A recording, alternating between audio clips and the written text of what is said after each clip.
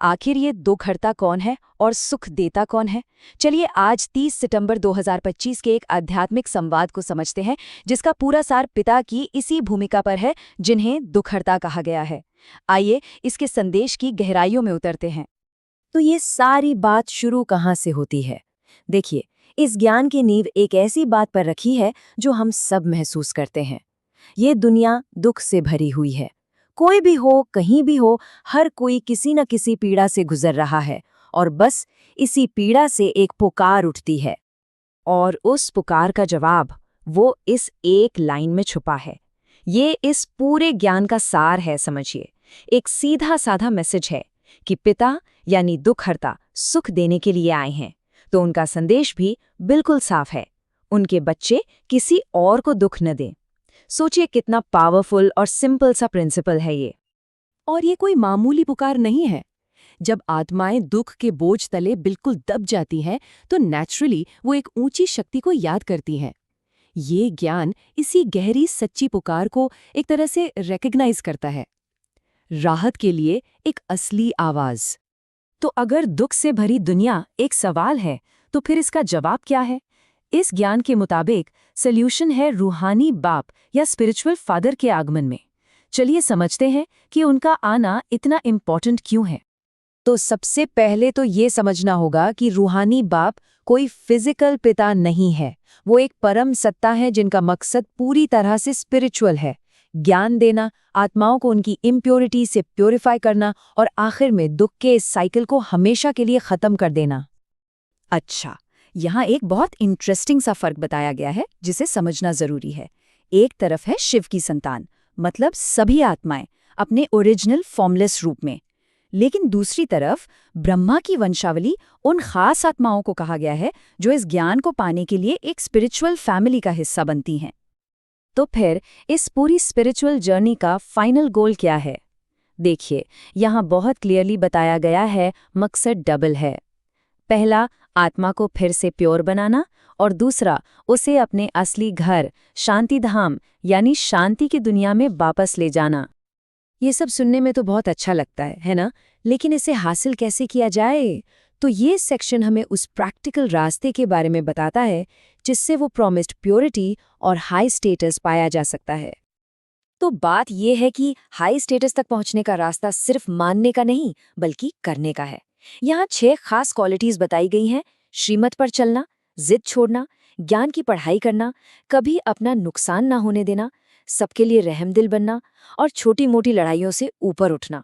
यही गुण समझिए सफलता की चाबी हैं। लेकिन इन सब गुणों के सेंटर में एक ही मेन इंस्ट्रक्शन है जो इस एक लाइन में है: मामे कम याद करो, यानी सिर्फ मुझे याद करो। और इसी को स्पिरिचुअल प्यूरिफिकेशन और अपने पिछले नेगेटिव कर्मों यानी विकर्मों को डिस्ट्रॉय करने का सबसे पावरफुल टूल माना गया है। तो ये याद काम कैसे करती है? यहाँ समझाया गया है कि पिता को याद करना एक अग्नि या योक जैसा है। जैसे आग मैल को जलाकर राख कर देती है, ठीक वैसे ही ये याद आत्मा पर लगे पापों के बोझ को काट देती है और आत्मा हल्की और पवित्र हो जाती है। लेकिन ये रास्ता सिर्फ पर्सनल प्यूरिफिकेशन पर आकर खत्म नहीं होता। इसका लक्ष्य तो बहुत बहुत बड़ा है। ये सिर्फ एक आत्मा को बदलने के बारे में नहीं है, बल्कि एक पूरी नई परफेक्ट दुनिया बनाने के बारे में है। और यहीं पर स्वराज्य का ये कमाल का कॉन्सेप्ट आता है, जिसका मतलब है सेल्फ रूल। ये सिर्फ कोई पॉलिटिकल टर्म नहीं है, यहाँ इसका गहरा स्पिरिचुअल मीनिंग है। अपने सेंसेस पर, अपने मन पर पूरा कंट्रोल पाना। सोचिए कितनी ब्यूटीफुल बात है कि जो खुद पर राज कर सकता है, वही भविष्य में दुनिया पर राज करने के लायक बनता है। इस मिशन का जो स्केल है, वो वाकई में बहुत बड़ा है। इसे एक आध्यात्मिक विश्वविद्यालय कहा गया है, जिसका एम किसी एक देश को नहीं, बल्कि पूरी दुनिया को बदलना है। आज के दुख के युग यानी कलयुग से सुख और शांति के गोल्डन एज यानी सतयुग में।